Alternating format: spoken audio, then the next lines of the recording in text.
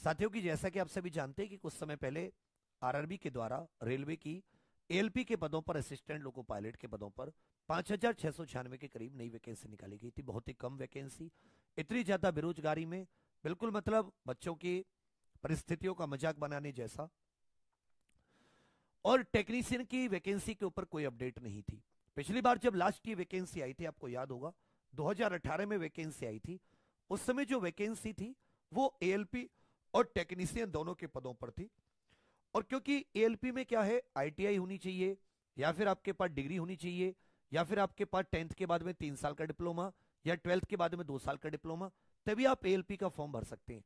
परंतु जो टेक्नीशियन होता है उसमें वो सारे तो भर ही सकते हैं जिनके पास आईटीआई या डिप्लोमा है, वो लोग भी भर सकते हैं जिन्होंने 12वीं क्लास फिजिक्स और मैथ्स के साथ की है, पीसीएम के साथ की है। जिन्होंने अपनी 12th क्लास फिजिक्स मैथ्स के साथ की होती है, गणित और भौतिकी विषय के साथ, वो लोग भी इसके फॉर्म भर सकते हैं। इसलिए टेक्नीशियन के जो फॉर्म है वो ज्यादा भरे जाते हैं, उसका इंतजार भी ज्यादा होता है। फिर इसमें एलिजिबिलिटी होगी। फिर इसमें जो आप देखेंगे कि जो एग्जाम का पैटर्न है, जो एग्जाम के जो अलग अलग स्टेजेस हैं, वो एएलपी और टेक्नीशियन के लिए सेम होती है लगभग। सीबीटी 1 दोनों का सेम, सीबीटी 2 दोनों का सेम। बस एएलपी में बाद में एक साइको भी देना होता है, और सीबीटी जो टेक्नीशियन होता है वो एएलपी, सीबीटी 1 और सीबीटी 2 केवल ये दोनों देने होते हैं। उसके आधार पर जो सीबीटी 2 होता है उसी के आधार पर उनकी मेरिट फाइनल डिसाइड होती है। तो ये लास्ट जब वैकेंसी आई, तो अब इस बार जब ये एएलपी की वैकेंसी अनाउंस की गई थी, तो यही बच्चों के बार बार मन में था कि भाई टेक्नीशियन की वैकेंसी कब आएगी। तो जैसा कि अब ट्विटर पे आंदोलन हो रहा है, और पटना में कल जिस प्रकार से बच्चों ने सड़क पर भी आंदोलन किया है, तो उससे थोड़ा सा रेलवे ने एक अपडेट दी। अपडेट क्या दी है, रेलवे ने एक अपडेट, कल एक ऐसा एडवांस नोटिस निकाला है, इसको एडवांस नोटिस नाम दिया गया है। और इसमें क्या कहा गया है आप थोड़ा सा ध्यान दें। Advance notice regarding centralised employment notification for recruitment of technician in Indian railway. भारतीय रेलवे में टेक्नीशियन की वैकेंसी को लेकर एडवांस नोटिस में क्या लिखा हुआ है। डियर कैंडिडेट, सभी अभ्यर्थी ध्यान दें। Railway recruitment boards RRB have recently release the CEN on 20th जनवरी। अभी सीईएन 01 2024 20 जनवरी 2024 को निकाला। ये असिस्टेंट लोको पायलट से संबंधित है। आरआरबी एक और सेंट्रलाइज्ड एम्प्लॉयमेंट नोटिस निकालने की फाइनल स्टेज में है। ये टेक्नीशियन के रिक्रूटमेंट से संबंधित होगा। हम लोग we are planning to release this notification soon. जल्दी ही इस नोटिफिकेशन को निकालने की प्लानिंग कर रहे हैं। एस्पायरिंग कैंडिडेट्स, जो भी अभ्यर्थी टेक्नीशियन में फॉर्म भरना चाहते हैं, वो रेगुलर आरआरबी की ऑफिशियल वेबसाइट देखते रहे। आरआरबी ट्रांसपेरेंसी और इक्वल अपॉर्चुनिटी सबको देने के लिए प्रतिबद्ध है, ये सब लिखा हुआ है। और ये फालतू की बातें सारी लिखी हुई। आगे कहा गया है कि क्या एलिजिबिलिटी होगी, क्या एप्लीकेशन का प्रोसेस होगा, क्या इंपॉर्टेंट डेट्स होंगी, ये सब कुछ ये अभी बताएंगे। तो मतलब एक तो एएलपी का आ गया, और एक टेक्नीशियन की भर्ती का भी इन्होंने जल्दी ही ये सेंट्रलाइज्ड एम्प्लॉयमेंट नोटिस निकालेंगे। तो कहने का मेरा मतलब है कि टेक्नीशियन की एक भर्ती आपके सामने और है। जल्दी ये लोग इस महीने या अगले महीने ये लोग टेक्नीशियन का भी सेंट्रलाइज्ड एम्प्लॉयमेंट नोटिस निकाल देंगे। तो अब एएलपी और टेक्नीशियन अगर हम 2018 के हिसाब से देखें, एक चीज और कि इन्होंने 3 वर्ष की एज में भी छूट दे दी है। 3 वर्ष की छूट भी दे दी है। 3 वर्ष की आयु में छूट भी इन्होंने दे दी है, इस बात को याद रखें। आयु में छूट, अपर एज में 3 वर्ष की आयु में छूट है। ये लेट नाइट कल एक नोटिफिकेशन आया था। तो अगर मैं 2018 के हिसाब से आपको बताऊं तो ये चीज जरूर देखिएगा, तब एज 18 से 28 होती थी। इस बार जो एज है वो 18 से 30। अब 3 साल की जो छूट है, उसके बाद में टेक्नीशियन में जो एज होगी वो 18 से 33 वर्ष जनरल, 18 से 33 वर्ष फॉर्म भर सकते हैं। तो 1991 तक जिनका जन्म है वो भी फॉर्म भर सकते हैं, 2 जुलाई 1991 तक का। और बाकी SC ST OBC central list के, तो ओबीसी को 3 साल की छूट और एससी एसटी को 5 वर्ष की छूट। उसके बाद में आप लोग देखें कि नेगेटिव मार्किंग तो होती है 1/3। 2 स्टेज होती है, सीबीटी 1 सीबीटी 2, दोनों एग्जैक्ट बिल्कुल सेम होती हैं। एलपी के लिए, टेक्नीशियन के लिए सीबीटी 1 सीबीटी 2 में कोई अंतर नहीं होता। बस एएलपी में क्या होता है, साइको तीसरी स्टेज और आ जाती है, और जो टेक्नीशियन होते हैं उनको सीबीटी 2 के रिजल्ट पर ही ज्वाइनिंग मिल जाती है, मेरिट लग जाती है। तो इसलिए बिल्कुल सेम टू सेम है। तो तैयारी भी इनकी लगभग आप क्या कहेंगे, सेम टू सेम ही होती है। इसलिए इसमें आपको अलग से तैयारी का कि भाई टेक्नीशियन के अलग से करें, एएलपी के अलग से करें, ये सब कुछ आप लोग मत सोचिएगा। ठीक है भैया, चलिए। तो जैसे अगर आप कहेंगे कि एएलपी में तो जैसे 10th प्लस आईटीआई हो, कुछ ट्रेड दे रखे थे, या 10th प्लस 3 साल का डिप्लोमा, 12th प्लस 2 साल का डिप्लोमा, या 10th प्लस अप्रेंटिस हो, या फिर आपका कोई डिग्री हो एएलपी के लिए। टेक्नीशियन में भी सेम है कि या तो 10th प्लस आईटीआई उन ट्रेड में, या फिर आपके पास 10th प्लस 3 साल का डिप्लोमा उन ट्रेड में, या फिर 12th प्लस 2 साल का डिप्लोमा, या फिर आपके पास डिग्री, या फिर अगर आपने 12th क्लास भी कर रखी है, मतलब अगर आपने 12वीं क्लास, लेकिन 12वीं क्लास में आपके पास क्या होना चाहिए, फिजिक्स और मैथ्स होना चाहिए, तो भी आप इसमें फॉर्म भर सकते हैं। वही था सीबीटी 1 75 क्वेश्चन 60 मिनट में, ये केवल क्वालिफाइंग होता है। जितनी वैकेंसी उसका 15 गुना सीबीटी 2 में बुलाया जाएगा। सीबीटी 2 में 2 पार्ट होते, पार्ट ए 100 क्वेश्चन 90 मिनट में, इसमें मैथ्स आता है, रीजनिंग आती है, बेसिक साइंस इंजीनियरिंग आती है, और जीके करंट अफेयर। हालांकि इस बार जो वो है वो थोड़ा सा बदल गया है, ये सीबीटी 2 के पार्ट ए में ये जीके वाला पोर्शन खत्म कर दिया गया है, रीजनिंग, बेसिक साइंस इंजीनियरिंग और केवल मैथ्स रहने दिया है। तो यही मुझे लगता है टेक्नीशियन में भी रहेगा। बाकी पार्ट बी 60 मिनट 75 क्वेश्चन, ये ट्रेड वाले होते हैं। हालांकि ट्रेड जो है 35% मार्क्स लाना केवल क्वालिफाइंग है। जो इसमें फाइनल मेरिट लगेगी वो सीबीटी 2 के पार्ट 1 100 क्वेश्चन रीजनिंग, मैथ्स और जो आपका बेसिक साइंस इंजीनियरिंग है उसमें से लगेगी। अब अगर टेक्नीशियन में जिन लोगों ने 12th क्लास फिजिक्स और मैथ्स के साथ की है वो कौन सा ट्रेड ले सकते हैं, तो उनके ट्रेड बताए गए कि अगर आपके पास फिजिक्स और मैथ्स है, इसमें केवल 35% मार्क्स लाने हैं, तो आप इलेक्ट्रीशियन ट्रेड ले सकते हैं, इलेक्ट्रॉनिक्स मैकेनिक ट्रेड ले सकते हैं, या वायरमैन, इन तीनों में से कोई ट्रेड आप ले सकते हैं। तो सब कुछ सेम ही है। बाकी के लिए बता रखा है, ऑटोमोबाइल या इससे संबंधित इनमें से कोई ट्रेड ले सकता है, मैकेनिकल इंजीनियरिंग या संबंधित इनमें से कोई ट्रेड ले सकता है, इलेक्ट्रॉनिक्स इंजीनियरिंग या इनसे संबंधित इनमें से कोई ट्रेड ले सकता है। इसके लिए एलिजिबिलिटी क्या हो सकती है, कौन कौन फॉर्म भर सकता है, ये भी मैं अलग से एक वीडियो बना दूंगा। लेकिन मैं फिर से बता रहा हूं, अगर आपने 12th क्लास फिजिक्स और मैथ्स के साथ की है तो आप टेक्नीशियन का फॉर्म रेलवे में अप्लाई कर सकते हैं। 18 से 33 एज, पूरी की पूरी कोशिश मैंने इसमें की आपको एलिजिबिलिटी इत्यादि शॉर्ट में बताने की, एक पूरी वीडियो बताकर भी मैं बना दूंगा। अब ये 2 वैकेंसी होगी। हालांकि जिस तरीके से आरआरबी से मांग की जा रही है, और रेल मंत्री ने एक बयान भी दिया है, अखबार में छपा भी है कि एनटीपीसी ग्रुप डी की भी आएगी, वार्षिक भर्तियां होंगी। आरपीएफ के ऊपर अभी कोई जवाब नहीं है।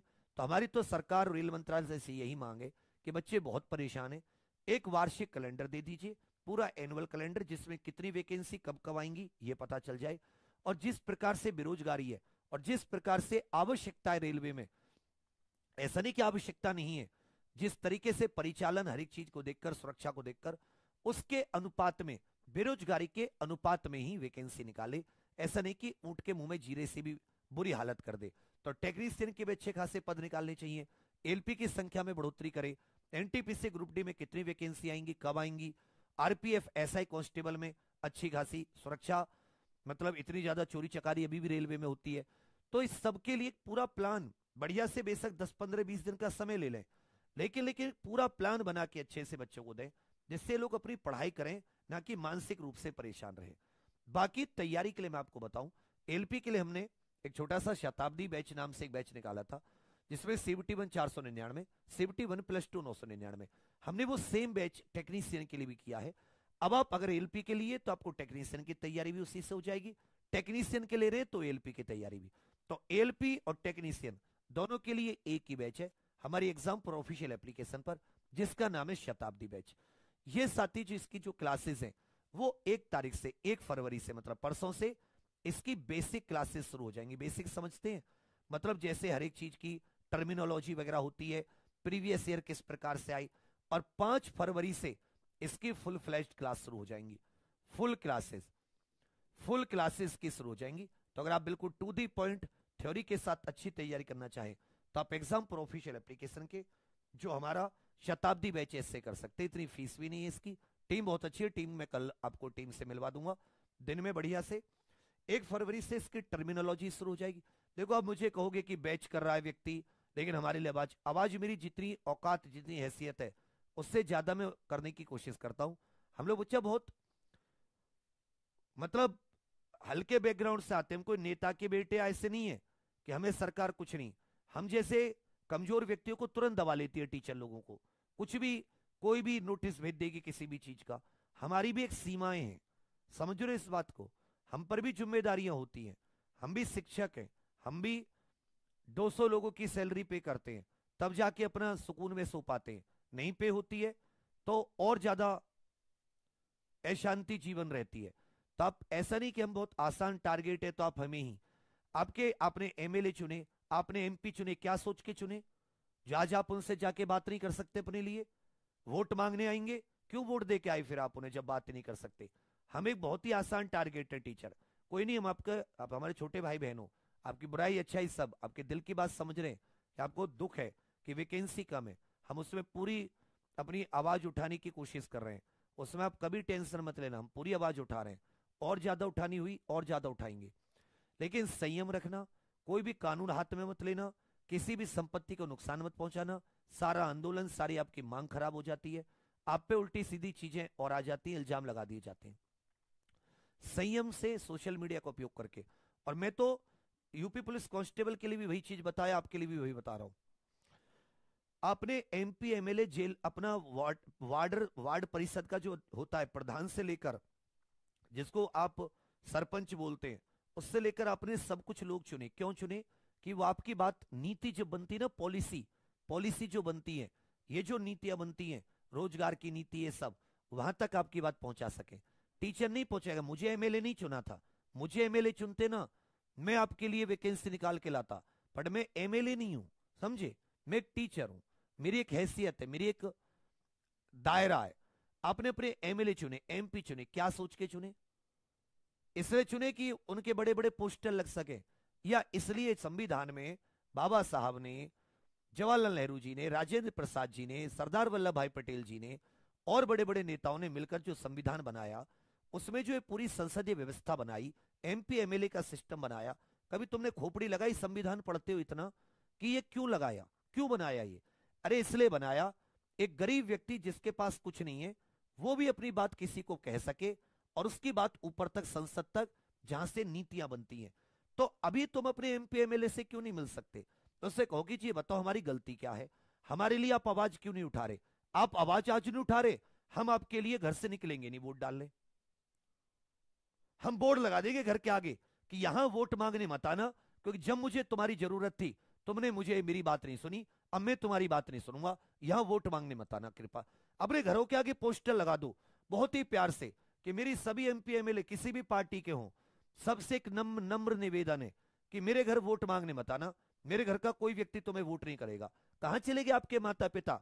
हर चीज पे तो इतनी ज्यादा आवाज उठाने लगते हैं, ये महंगा हो गया, ये सस्ता हो गया।